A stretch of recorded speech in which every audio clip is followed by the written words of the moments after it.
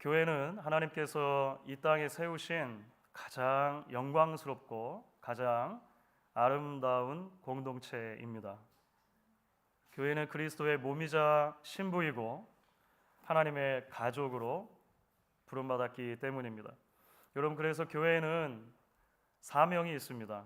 주님께서 다시 오실 그때까지 거룩과 순결을 지키며 그 하나님을 예배하는 사명입니다. 또한 교회에게 책임이 있습니다. 이 땅 가운데 매일매일 하나님의 다스리심이 선포되어져 갈 수 있도록, 확장되어져 갈 수 있도록 힘써 하나님 나라를 일구는 책임을 우리는 부여받았습니다. 우리가 지난 4주에 걸쳐서 빌레몬서를 통해서 이런 성도 되게 하소서라고 하는 주제로 말씀을 나누었습니다.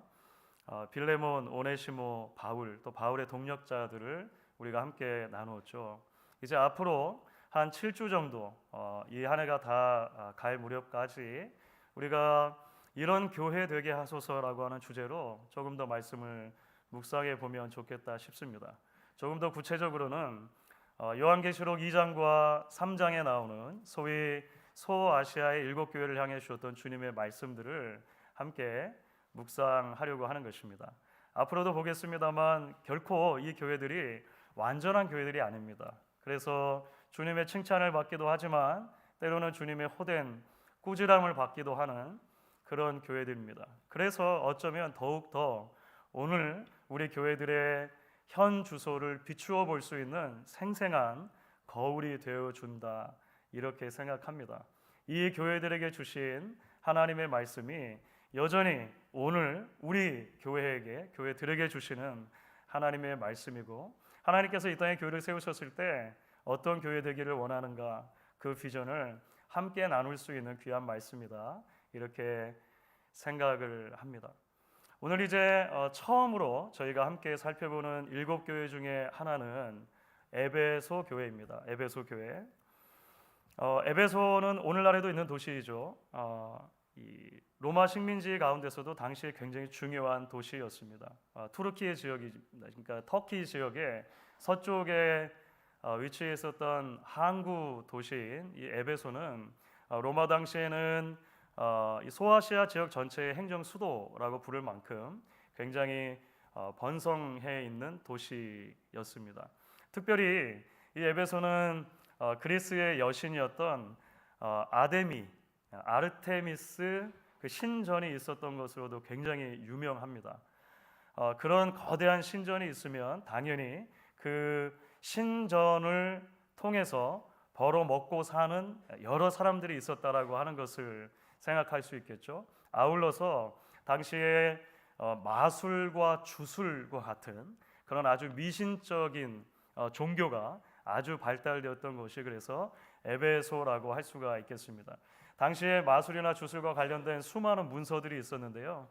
그래서 당시 사람들은 그런 모든 문서를 그냥 통칭해서 에베소 문서 이렇게 불렀습니다. Ephesian Writings라고 부를 만큼 어쨌든 그 에베소라고 하는 도시는 세속적이고 또 이방 종교의 중심지에다가 그런 이 마술과 주술의 도시였다라고 볼 수 있죠. 그런데 참 놀랍습니다. 그 도시 안에 하나님의 교회가 세워지는 거예요. 우리가 이미 이제 사도행전 말씀을 이전에 함께 쭉 살펴보았을 때 혹시 기억을 더듬어 보실 수 있는 분들도 계시리라 생각됩니다. 이 에베소라고 하는 지역에 교회가 세워지는 데 있어서 가장 큰 역할을 감당했던 사람 중에 하나는 물론 사도 바울입니다.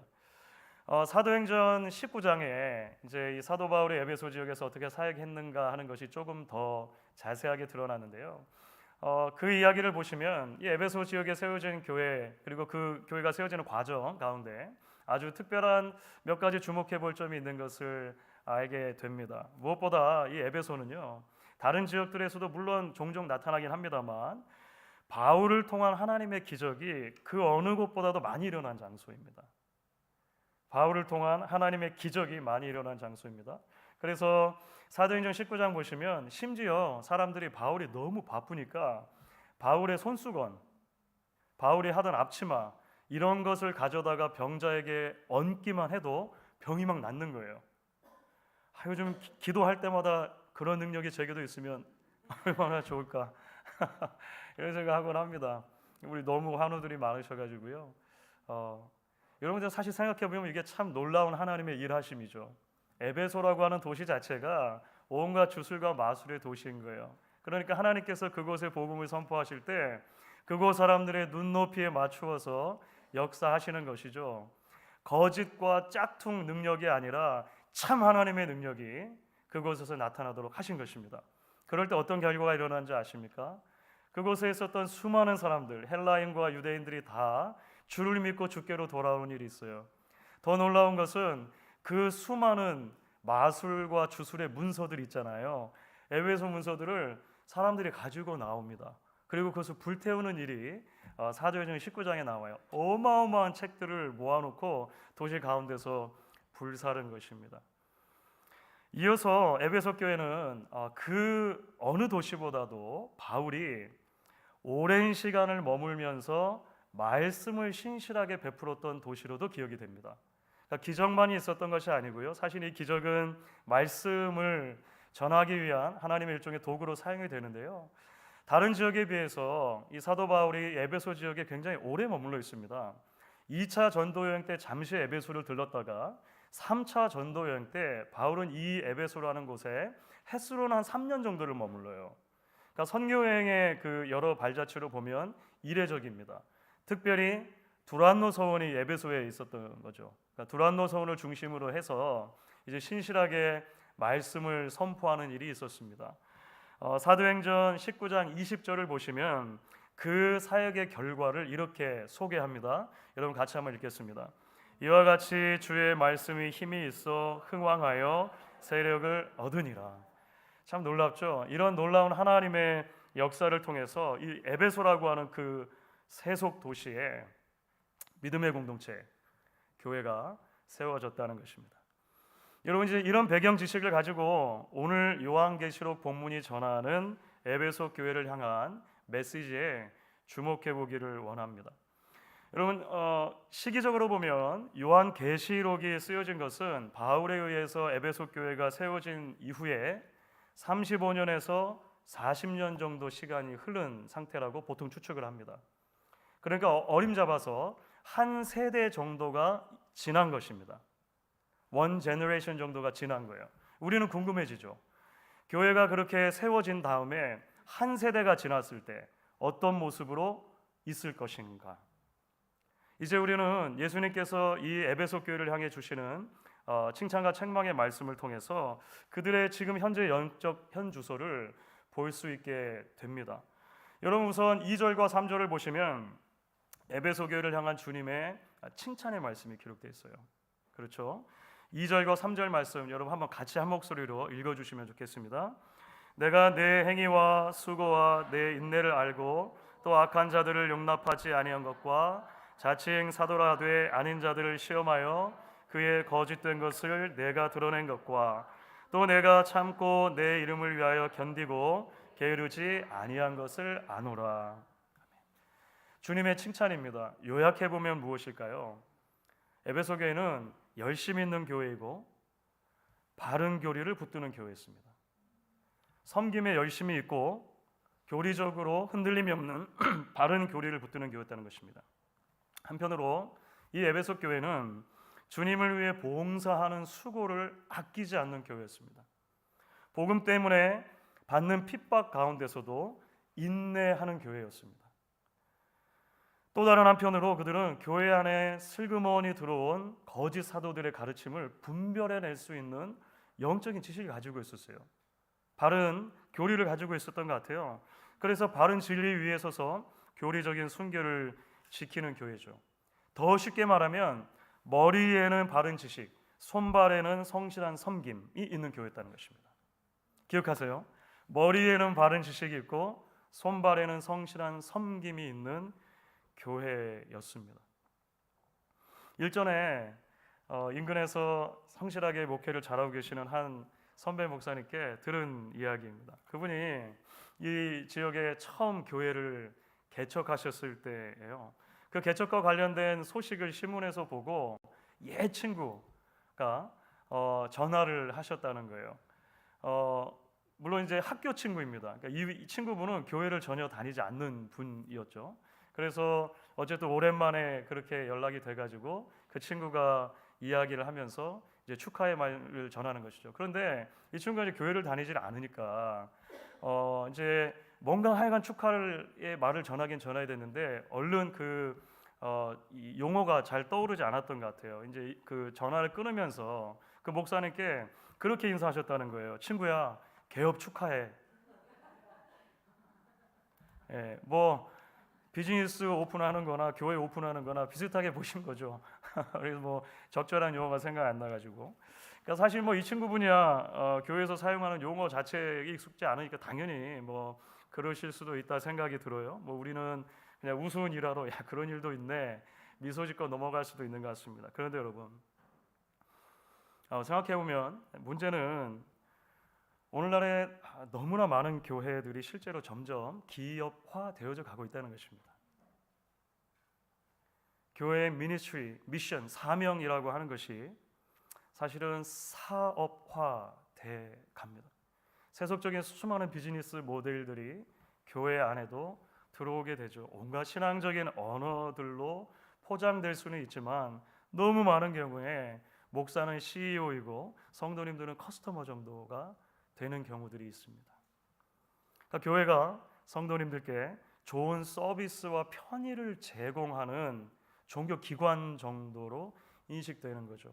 전도는 잠재적인 커스터머, 불신자 잠재적인 커스터머들에게 좋은 이미지를 심는 광고의 수준을 벗어나지 못할 때가 사실은 많은 것을 보게 돼요. 여러분 그래서 에베소 교회가 받은 칭찬은요 우리 교회 현주소도 돌아보게 합니다. 저희 교회가 올해 창립 38주년을 맞았습니다. 곧 저희 교회도 40주년이 됩니다. 이곳에 목양교회라고 하는 공동체가 세워진 지 저희도 대략 한 세대 정도를 지나고 있는 거예요. 에베소 교회가 처음 세워지고 나서 이 요한계시록을 받기까지의 기간과 사실 거의 비슷한 기간입니다. 한 세대가 지난 이후에 우리 교회는 어떤 모습이냐라고 하는 것이죠. 바라기는 우리 교회 역시도 끊임없이 진리의 말씀 위에 서기를 멈추지 않는 교회 되기를 소망합니다. 끊임없이 변하는 이 세상 가운데 변치 않는 하나님의 진리의 말씀을 붙들고 타협하지 않는 교회가 될 수 있기를 축복합니다. 나아가 시간이 흐르면 흐를수록 하나님이 주신 은사를 따라서 더 수고하고 섬기는 교회가 되면 좋겠습니다. 영적인 나태함과 불신앙, 때로 우리의 교만함, 안주하고 싶은 마음에서 넘어서서 열심을 품고 주를 섬기고 몸된 교회를 위해서 헌신하며 인내하는 우리 교회가 될 수 있으면 참 좋겠습니다. 여러분 그런데 오늘 말씀 보시면 에베소 교회에게 주시는 주님의 메시지가 여기서 끝나지 않죠. 많은 장점에도 불구하고 에베소 교회에 치명적인 약점이 있었다는 거예요. 그래서 주님께서 그들을 책망하십니다. 책망하세요. 우리가 너무나 잘 알고 있는 말씀이죠. 그 책망의 핵심이 무엇이냐면 4절 말씀입니다. 4절을 같이 한번 읽겠습니다. 그러나 너를 책망할 것이 있나니 너의 처음 사랑을 버렸느니라. 여러분 기억하시죠? 머리에는 바른 교리와 지식이 있습니다. 손과 발에는 성실한 섬김이 있습니다. 문제는 가슴에 사랑이 없는 거예요. 가슴에 사랑이 식었다는 것입니다. 자, 그렇다면 여러분 처음 사랑을 버렸다는 것이 무슨 의미일까요? 그러니까 그들 가슴에 사랑이 없다는 것이 누구를 향한 사랑의 부재, 사랑의 상실을 의미하는 것일까요? 여러분 여기서 학자들의 의견이 좀 갈립니다. 어떤 이들은 이것이 형제를 향한 사랑, 그러니까 교회를 향한 사랑을 잃어버린 것을 지적하는 것이다. 이렇게 보는 사람들도 있어요. 어떤 이들은 그리스도를 향한 사랑, 그러니까 하나님을 향한 사랑을 잃어버린 것에 대해서 책망하는 것이다. 이렇게 말하기도 해요. 그러니까 각자가 여러 가지 논리를 가지고 이제 자신들의 주장을 지지합니다. 그런데 저는 세 번째 그룹 학자들 의견에 조금 더 동의하는 편입니다. 무슨 말이냐면 이 둘을 반드시 구분할 필요가 없다고 보는 거예요. 사실 왜냐하면 하나님을 향한 사랑과 형제자매를 향한 사랑은 뗄 수 없는 것입니다. 다시 말해서 에베소 교회가 첫사랑을 잃어버렸다고 하는 것은 하나님을 향한 사랑과 이웃을 향한 사랑, 그러니까 신앙에서 사랑이라고 하는 가장 핵심적인 요소 자체가 실종되어진 것을 의미한다라고 볼 수 있는 것이죠. 사실 우리는 그 근거를 바울이 에베소 교회를 향해서 쓴 편지가 먼저 있었잖아요. 에베소서라고 하는 편지를 통해서도 넌지시 짐작해 볼 수가 있습니다. 여러분 우선 에베소서 2장 8절과 9절이에요. 우리 같이 한번 읽어볼까요?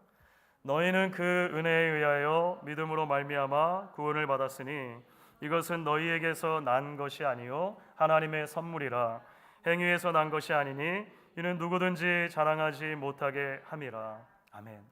여러분 우리의 구원과 관련해서 핵심적인 성경 구절 중에 하나죠. 그리고 우리가 무척이나 사랑하는 말씀 중 하나입니다. 그런데 여러분 사실 이런 말씀들은 그냥 진공 상태에서 주신 것이 아니고 에베소 교회라고 하는 그 특정한 교회가 지나가고 있는 특정한 문제들을 염두하고 쓴 거예요. 그러니까 이러한 것들을 생각하고 방금 전에 구절을 다시 읽으면 우리는 바울의 말이 굉장히 의미심장하게 다가오는 것을 보게 됩니다.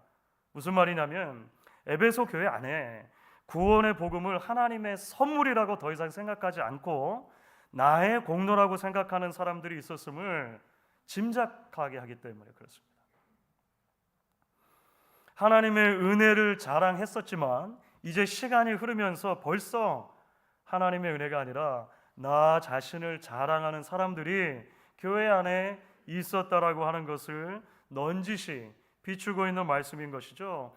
하나님의 은혜에 대한 감격, 그리스도의 사랑에 대한 눈물, 성령의 보증에 대한 감사와 같은 것들이 잃어버려진 것입니다. 첫사랑을 잃은 거죠. 여러분 하나님을 향한 첫사랑을 잃으면 반드시 이웃을 향한 첫사랑, 지체들을 향한 첫사랑을 잃게 되어 있습니다. 여러분 그래서 에베소서에는 우리가 하나님과 어떻게 화목되었는가를 계속 강조하면서 동시에 형제들과의 화목에 대한 얘기가 계속 강조돼요. 하나됨이라고 하는 주제에 대한 강조가 있어요. 대표적인 구절이 에베소서 4장 1절부터 4절입니다. 제가 읽어보겠습니다.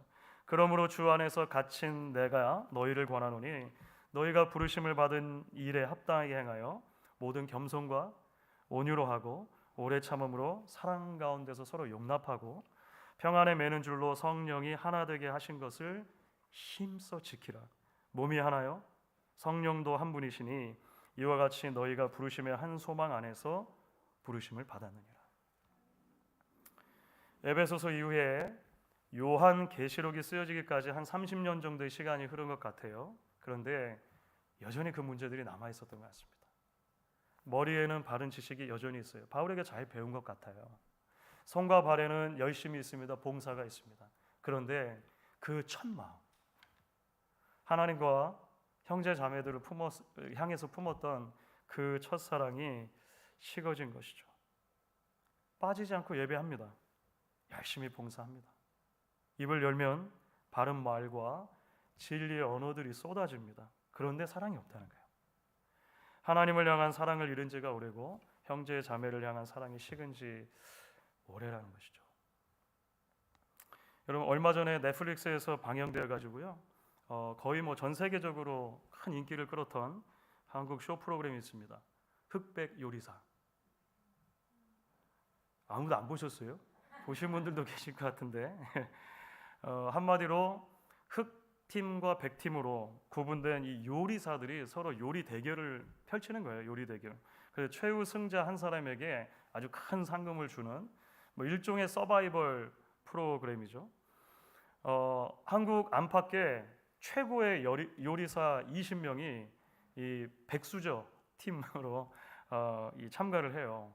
또 요리를 뭐 잘하긴 하지만 상대적으로 인지도가 조금 낮은 80명의 요리사가 흑수저 팀으로 이렇게 참가를 합니다. 흑백이니까 이제 이거 바둑하고 비슷하다고 보시면 돼요. 바둑. 그러니까 고수는 백이고 하수는 흑 이런 개념이죠. 그리고 이제 순수하게 요리로만 대결을 하는 거예요. 요리로만.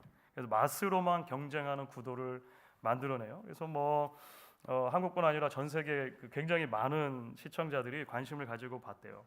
저도 아내와 함께 이 프로그램을 굉장히 재밌게 봤습니다. 아시는지 잘 모르겠습니다만 저도 요리에 관심이 있잖아요. 라면. 여러분 흥미로운 관전 포인트가 많은데요. 그 중에서도 이 프로그램이 정말 많은 사람들에게 감동과 재미로 다가온 이유가 있다고 생각해요. 그것은 어느 한 신문에서도 그렇게 풀었더군요. 저하고 생각이 거의 같더라고요. 바로 모든 요리사들이 요리 자체를 향해 가지고 있는 그 사랑과 열정이에요. 그러니까 거기에 그 오래된 베테랑급 참가자들 중에는요 50년 가까이 요리하신 분들도 많아요. 적어도 20-30년 요리하신 분들이 막 대부분이셨습니다. 흑수저라고 해도 10년 이상 요리한 사람들이 많아요. 그러니까 어떤 사람들은 사실 지금 요리하지 않아도 지금 자기가 가지고 있는 그 레스토랑의 개수만 가지고도 충분히 평생을 먹고 살 수 있는 사람들이에요. 그런데 공통점이 있어요. 공통점이. 이 쇼에 나와서 이분들이 보여주는 공통점이 있는데 요리 자체를 너무 좋아하고 사랑하는 거예요. 막 요리할 때 너무 행복해요. 저도 내가 좋아하는 것을 해서 너무 기뻤다. 이렇게 하고 막 백수저들이 가시더라고 집에. 참가자 중에 40년 요리 경력의 한 요리사가 그런 말을 하더라고요. 저는 요리가 너무 좋아요. 계속해서 새로운 것을 향해서 도전하지 않을 때, 그때가 제가 이거를 그만둬야 될 때라고 생각해요. 하더라고요. 그러니까 경력이나 나이에 상관없이 그 첫사랑이죠. 요리를 향한 첫사랑이. 그 식지 않은 그 막 펄펄 끓는 사람들을 보는 것만으로도 이게 많은 사람들에게 감동으로 다가간 그런 메시지였다고 생각을 해요. 주 안에서 사랑하는 여러분, 오늘 에베소 교회를 향해 주시는 주의 말씀을 통해 우리는 결국 우리 자신들 그리고 우리 교회의 현주소를 돌아보게 됩니다. 우리의 예배와 찬양, 우리의 섬김과 봉사, 우리의 교제과 나눔, 우리의 희생과 선교, 이 모든 것들이 정말로 사랑으로 하는 것인가를 묻는 거예요.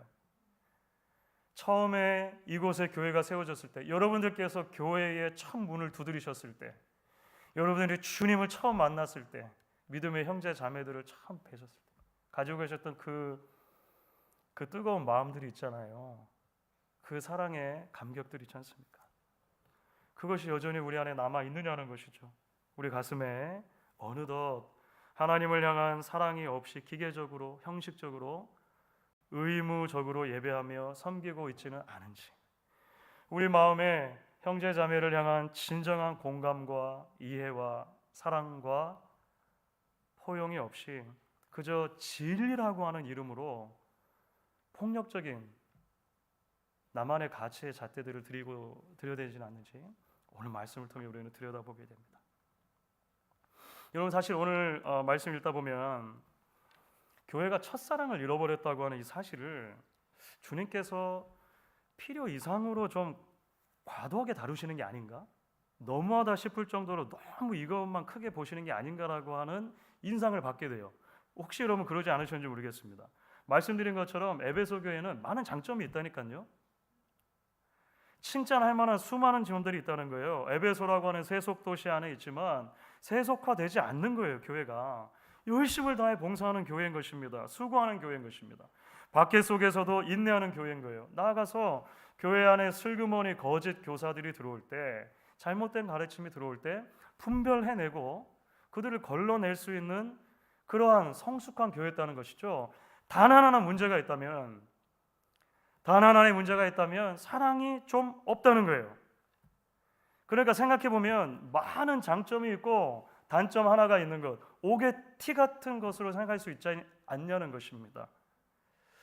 그런데 놀랍게도 오늘 말씀 보면 주님이 그렇게 보시지 않는 것 같다는 거죠. 5절 말씀입니다. 5절을 같이 읽겠습니다. 그러므로 어디서 떨어졌는지를 생각하고 회개하여 처음 행위를 가지라. 만일 그리하지 아니하고 회개하지 아니하면 내가 내게 가서 내 촛대를 그 자리에서 옮기리라. 언뜻 들으면 이 문제를 해결하지 않으면 더 이상 교회를 교회로 인정하지 않겠다, 이렇게 말씀하시는 거잖아요. 회개하고 그 첫사랑 회복하지 않으면 교회 문 닫게 만들겠다, 주님 그렇게 말씀하시는 것 같잖아요. 그러니까 이 문제가 적어도 옥의 티가 아니라 보고의 독 같은 것으로 보신 거예요. 이게 터지면, 이게 있는 한 다 아무런 소용이 없다는 것이죠. 그런데 여러분, 우리가 이 점에서 기억해야 할 것이 있습니다. 주님이 왜 이토록 경고하십니까? 주님이 왜 이토록 사랑이 중요하다고 말씀하십니까? 주님이 교회를 사랑하시기 때문입니다. 문을 닫겠다고 하는 게 목적이 아니라 회개하고 첫사랑을 회복하라는 게 주님의 메시지의 핵심인 것입니다. 갈릴리 호수로 돌아갔던 베드로를 기억합니다. 주님을 3번 부인했어요. 자기 자신에 대해 너무 실망스러웠습니다. 그래서 주님을 따라다니는 동안은 주님께서 사람 낚는 어부로 부르셨다고 했는데 다시 물고기 잡는 어부로 돌아가요. 그런데 계속 실패죠. 주님께서 그 베드로를 잊지 않으십니다. 그리고 찾아가시죠. 주님께서 그 베드로를 만나 질문하시는데 그 질문이 무엇이었는지 여러분 다 기억하시지 않습니까? 너 왜 그랬니가 아니에요. 이제 됐냐? 이것도 아니죠. 요한의 아들 시몬아, 내가 나를 사랑하느냐? 주님이 그렇게 물으십니다. 한 번 물으신 게 아니라 3번 물으세요.